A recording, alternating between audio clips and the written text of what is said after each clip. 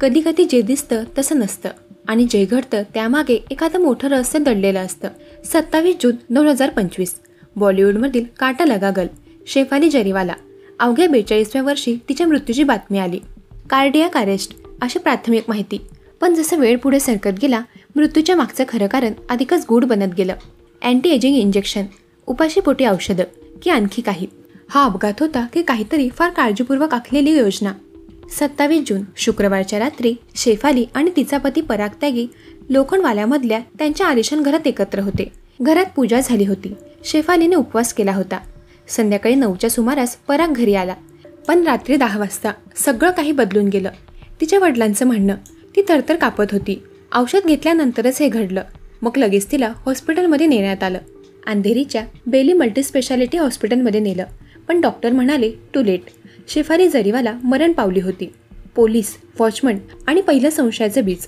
मध्यरात्री 1च्या सुमारास पोलिसांना मृत्यूची माहिती दिली गेली. आंबोली पोलीस ठाण्याचे अधिकारी फॉरेन्सिक टीम घेऊन लगेचच घटनास्थळी पोहोचले.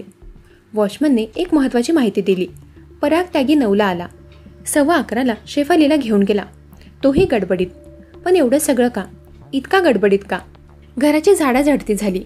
अँटी एजिंग इंजेक्शनचे व्हाईल्स, सप्लिमेंट्स, पोटासाठीच्या गोळ्या सगळं सापडलं.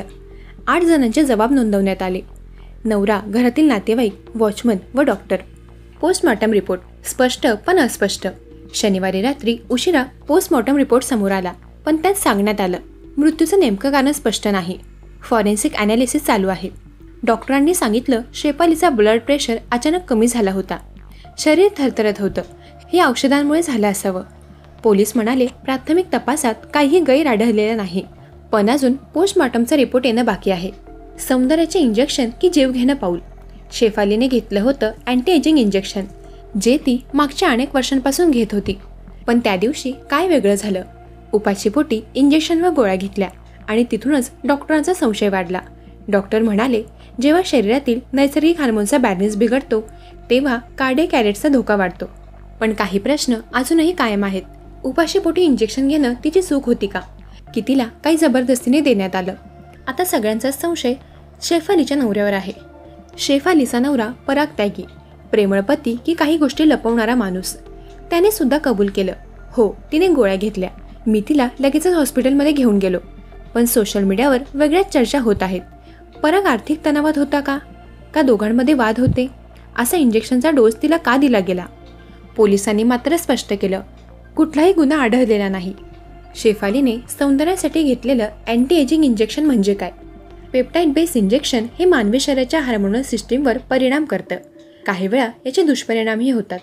हृदयविकाराचा झटका, रक्तदाबात बदल, स्नायूंमध्ये कंप व थकवा. शेफालीचं इंजेक्शन, गोळ्या आणि उपवास या सगळ्यांचा संयोग घातक ठरला असावा. पण हे सगळं अपघात होतं का? की काहीतरी प्लॅन? शेफालीचे ब्लड सॅम्पल फॉरेन्सिक लॅबमध्ये तपासणीसाठी पाठवले गेले. आता रिपोर्टमध्ये काय सापडणार हेच ठरवेल की शेफालीचं निधन हे नैसर्गिक होतं की कोणीतरी अतिरेक केला. शेफाली गेली. तिचं सौंदर्य, तिचं यश, तिचं हस्तरूप. आता फक्त आठवणी शिल्लक आहे. वयाच्या 42व्या वर्षी एक फिट, सेल्फ केअर करणारी अभिनेत्री असं अचानक का गेली? सौंदर्याच्या मागे लागलेला समाज की शरीराला दिलेला अनैसर्गिक ताण? आता तपास तर सुरू आहे. पण शेफालीच्या चेहऱ्यावरचा हसू कायमचं थांबलेला आहे. शेफाली जरीवालाच्या मृत्यूने संपूर्ण समाजात एक मोठा धक्का दिला. एका यशस्वी, लोकप्रिय आणि दिसायला देखण्या अभिनेत्रीचं वयाच्या अवघ्या 42व्या वर्षी अचानक जाणं केवळ दुःखद नाही तर विचार करायला लावणारं आहे. सौंदर्याच्या मागे आंधळं होणं ही एक घातक प्रवृत्ती आहे. शेफालीने अँटी एजिंग इंजेक्शन घेतले सौंदर्य टिकवण्यासाठी. पण शरीराचं नैसर्गिक संतुलन बिघडवणाऱ्या उपचारांना आपण बळी पडतोय. वय झाकण्यासाठी, सौंदर्य टिकवण्यासाठी शरीरावर प्रयोग करणं ही फॅशन नव्हे, ही एक गंभीर जोखीम आहे. आपल्या आरोग्याची किंमत कोणत्याही सौंदर्याहून मोठी आहे. शेफालीने उपवास धरला होता आणि त्याच दिवशी औषधाने इंजेक्शन घेतलं. उपाशीपोटी कोणतेही औषध किंवा उपचार घेणं शरीरावर गंभीर परिणाम करू शकतं. कोणतेही औषध घेण्यापूर्वी डॉक्टरांचा सल्ला घेणं अत्यावश्यक आहे. अनेक गोळ्या, इंजेक्शन, सप्लिमेंट्स एकत्र घेतल्यामुळे शरीरावर होणारा परिणाम गंभीर असतो. एका वेळी अनेक औषधं घेणं म्हणजे शरीरात रासायनिक तणाव निर्माण करणं. हे प्रकरण कार्डियाक अरेस्टसारख्या प्राणघातक घटनेतही बदलू शकतं. शेफालीचा मृत्यू नैसर्गिक की संशयास्पद? पोस्टमॉर्टम रिपोर्ट स्पष्ट नसल्याने अफवांना ऊत मिळतोय. लोक सोशल मीडियावर चर्चा करतायत. खून की अपघात? कोणत्याही घटनेबाबत पूर्ण तपास होईपर्यंत निष्कर्ष काढू नयेत. अफवांपेक्षा सत्य महत्त्वाचं. बाह्य सौंदर्यापेक्षा आंतरिक शांतता महत्त्वाची. शेफाली समाजात माध्यमात सौंदर्याचे प्रतीक होती, पण अंतर्भाव काय होता हे कोणालाही माहिती नव्हतं. बाह्य सौंदर्यासोबतच मानसिक आरोग्य आणि आंतरिक समाधान याकडे दुर्लक्ष केल्यास जीवनात असंतुलन निर्माण होऊ शकतं. स्वतःकडे पाहणं चांगलं, स्वतःला जपणंही गरजेचं, पण तेवढंच आरोग्याकडेही लक्ष द्यायला हवं. सौंदर्य टिकवण्यासाठी आरोग्याचा त्याग कधीही करू नका.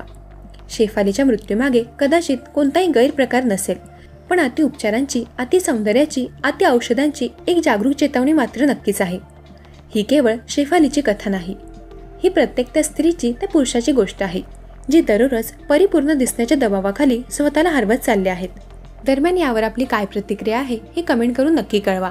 मंडळी, जर तुम्हाला या अशा सत्यकथांमध्ये रस असेल तर क्राईम कोड मराठी या यूट्यूब चॅनलला जरूर सबस्क्राईब करा. तोपर्यंत सतर्क रहा, सावधान रहा. धन्यवाद.